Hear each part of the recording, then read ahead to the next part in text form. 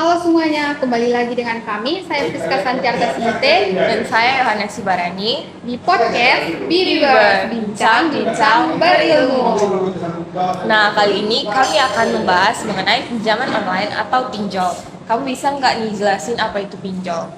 Nah, buat teman-teman yang belum tahu apa itu pinjol, jadi pinjol itu singkatan dari pinjaman online, yang dimana transaksi yang kita lakukan itu dilakukan secara online menggunakan aplikasi ataupun website tanpa berinteraksi langsung dengan si pemberi pinjaman. Nah, banyak nih masyarakat yang ikut mengambil alih pinjaman online ini karena proses pencairan dananya yang sangat mudah. Nah, menurut kami juga, topik pembahasan kali ini sangat seru, di mana belakangan ini sangat marak mengenai kasus-kasus pinjaman online. Ya, benar. Nah, di sini kami akan membahas lebih lanjut lagi mengenai topik ini bersama dua mahasiswa dari salah satu universitas dari Medan. Nah, kalian penasaran kan siapa? Mari kita sambut bintang tamu kita. Halo. Hai.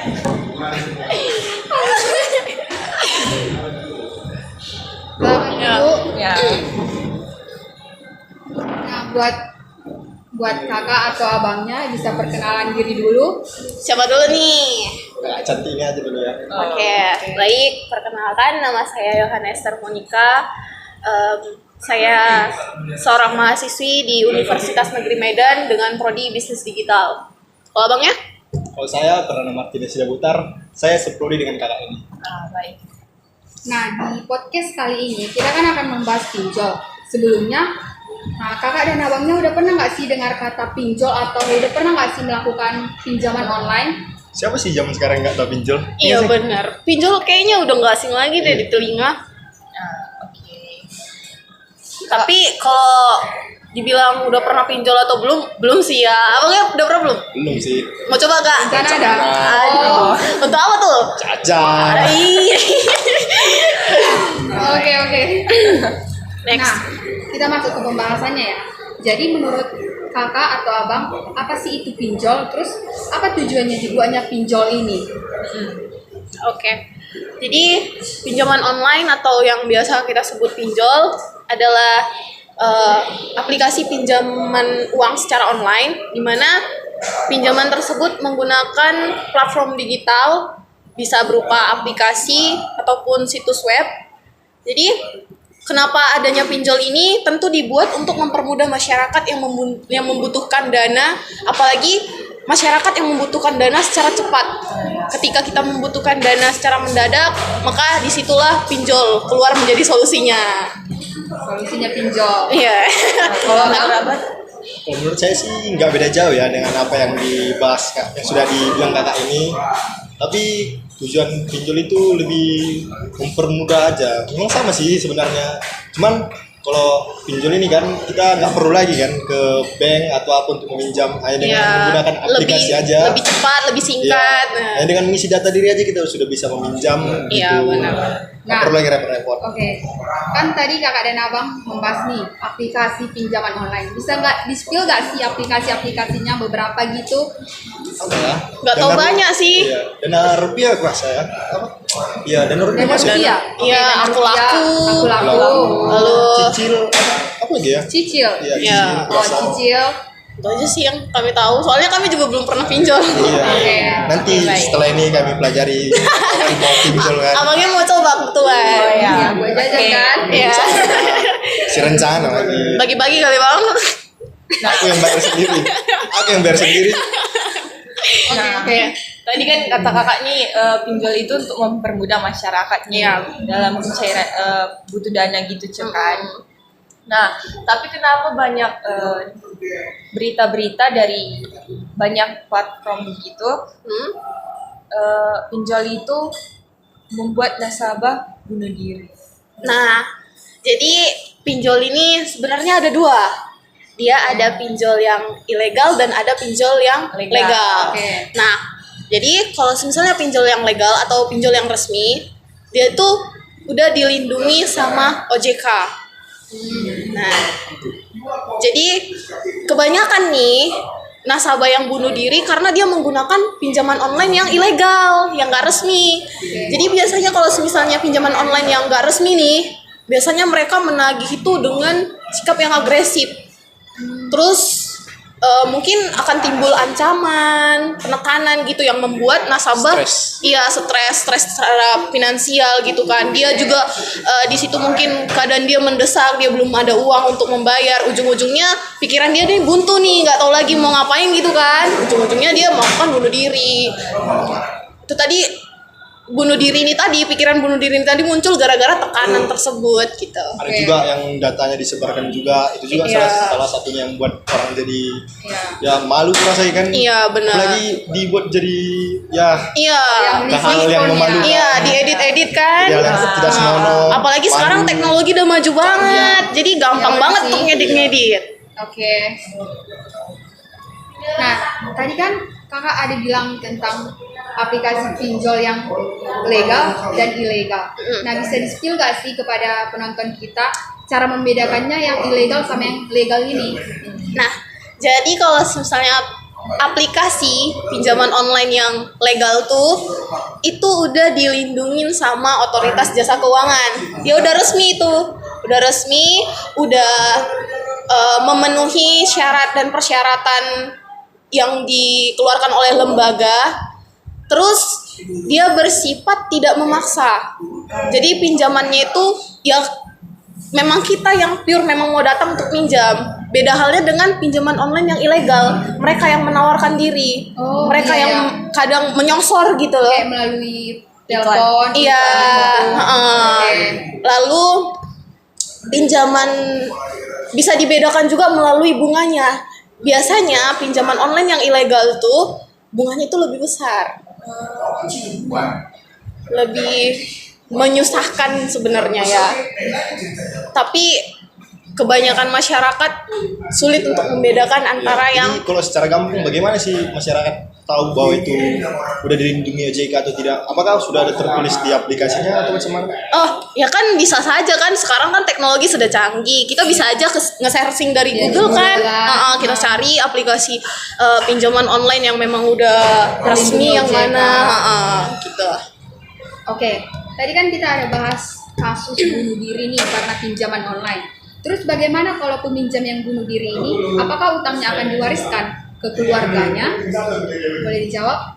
Itu sih menurut peraturan yang sudah ada di aplikasinya ya. Kalau di aplikasinya sudah ada tertulis ya bagaimana bisa dibantu ini. Boleh Iya. dijawab? Mungkin tergantung peraturan dari aplikasinya. Kalau misalnya di aplikasinya ada peraturan kalau meninggal diturunkan ini utangnya jadi tanggung jawab Peminjam keluarganya, ya. mungkin kasusnya akan ditarik ke pengadilan. Akan ditarik ke pengadilan untuk mengambil keputusan ini bagaimana cara menyelesaikan. Iya. Tapi kalau tidak Mungkin ada ya bisa jadi angus ya. lolos ya. Angus. Karena nggak ada aturannya juga. Apa yang mau dituntut? Tapi kalau misalnya memang ada peraturan, kembali lagi menyusut ke pengadilan, kemudian membuat kesepakatan antara keluarga atau pewaris hartanya orang yang meninggal tadi. Terus kalau misalkan peminjamnya ini nggak mampu bayar gitu, apakah nasabah ini akan dipenjara gitu? Itu tidak bisa ya, karena ini masuk ke dalam kasus perdata. Ini bukan kasus pidana, jadi dia nggak bisa dipenjara. Iya, pinjaman malah- online itu dia kasus perdata.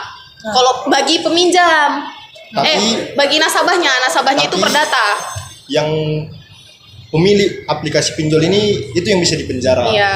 Jika dia melakukan intimidasi atau penyebaran data, malah dia yang bisa Iya, dia dia yang bisa bisa dipenjara. dipidana, Itu yang dipenjara. bisa ditindak pidana. Iya. Tapi kalau bagi yang peminjam, dia nggak bisa dipenjara. Dia harus masuk ke kasus perdata. Oke. Seperti itu. Oke, kita kan tadi membahas mengenai penyebaran data dan reverse form. Nah, menurut kalian, menurut kakak dan abang nih, apakah setimpal antara peminjam yang tidak membayar utangnya dengan penyebaran data atau reverse form yang dilakukan oleh si penagih ini? Menurut saya secara pribadi nih ya, Oke. nggak fair sih kalau misalnya datanya jadi disebarin gitu kan. Tapi itu tadi resikonya. Kenapa memilih yang nggak resmi? Biasanya kan yang melakukan kayak gitu kan karena itu pinjol yang nggak resmi, yang melakukan penyebaran data. Kalau menurut abang gimana? Kalau pribadi sih ya agak balance juga ya, karena ini kan pinjol ini kan termasuk bisnis juga ya. Iya benar. Jadi siapa sih yang mau bisnisnya Rugi ya kan? Nah, ada juga. Jadi gimana caranya supaya peminjam ini bisa membayar, tapi kan itu juga kan nggak berkemanusiaan, jadi Iya, nggak beretika. iya, Jadi benar. ya Tapi perlu juga kali ya juga bang ya. ya, Iya. biar ada takutnya Si- juga iya. gitu ya. biar mau membayar ya. Iya. Kasihan Karena sih. iya sih Iya, kasihan kasihan memang. Cuman karena orang Indonesia ini juga ya bebal orangnya kan. Iya. Itu kan baru Iya. bergerak. iya benar-benar. Baru mau membayar. Kalau dibiarkan begitu dia pun biarkannya juga. Iya. Berleha-leha. Nggak mau. Bukan berleha-leha, dia nggak mau bayar jadinya. Berleha-leha, nggak masuk ya. Agak lain. Oke. Lanjut kak, nice. Saran kalian untuk orang yang sudah pernah pinjam online dan yang belum pinjam online nih? Apa? Nah, Sarannya. Saran saya Dengar sih, guys, sarannya. iya saran. untuk yang belum pernah nih, jangan dicoba-coba. jangan sekali-sekali berutang. Benar. Tapi kalau untuk yang udah pernah melakukan pinjaman online, kalau belum selesai diselesaikan, tapi jangan gali lubang tutup lubang. Ya, betul. Dan untuk yang udah selesai, sebisa mungkin jangan diulangi. Karena utang akan membuat Anda miskin. Setuju? Setuju. Mental budak, makanya akan Benar. lebih perbudak. Gali lubang, tutup lubang. Apa tuh? Ya. Sebisanya jangan ya. Ya. Memang kalau nggak bisa ya Ngutang lagi tuh bayar utang lagi. Oh iya. Oke, oke. Bahaya juga ya guys. Iya bener lah, kalau ngutang ini ngeri. apalagi dia berutangnya ke aplikasi yang tidak resmi. Iya. Bahaya loh Bunganya guys, penyebaran data kan. Bunganya banyak lagi. Ih, Tadi bisa sih- bisa tadi sih- diedit-edit lagi apa tadi namanya kak? Yang diedit-edit tuh? Refund score. Ah iya bener, bahaya banget. nggak malu kita foto kita jual jadi yang aneh-aneh. Oke. Iya. Nah, menurut kalian nih, mending kalau keadaan mepet nih, Nah. butuh uang, mending utang ke pinjol kah atau rentenir atau bank gitu? Kalau menurut Kak, Menurut kakak nih. Menurut kakak? Kayaknya mending kayak saya ya, lebih pilih ke badan resminya sih. Badan Lebih baik resmi apa nih? Bank. ya lebih baik ke bank karena ya kan lebih aman, data kita lebih aman, terus kesepakatannya lebih terjamin gitu kan. Tapi kalau misalnya dalam keadaan yang benar-benar mepet, yang udah harus cepat nih, nggak bisa lagi ngejar waktu untuk keluar terlalu jauh gitu kan, banknya mungkin terlalu jauh, ya mau pinjol tapi harus yang dari badan resminya lah. kalau menurut saya sih kalau bisa ke bank ya, karena cepat belum tentu baik. Tapi lebih bagus lagi kalau nggak ngutang. Itu dia. Kalau bisa jangan ngutang. Iya benar. Oke. Tapi kalau dalam posisi begitu sih menurut saya ke bank aja karena lebih terjamin. Iya. Ya, Ya sudah. oke. Seperti Oke.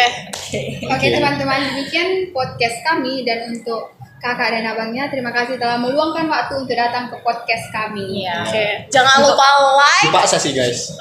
Untuk penonton, semoga podcast kami ini bermanfaat. Benar. Pasti bermanfaat dong. Bye guys. Bye-bye, Kembali guys. lagi Like and di subscribe. video and selanjutnya. share. And comment. Komen juga ya guys ya. Bye bye guys. Oke, dadah. Bibi Bird. Ninja.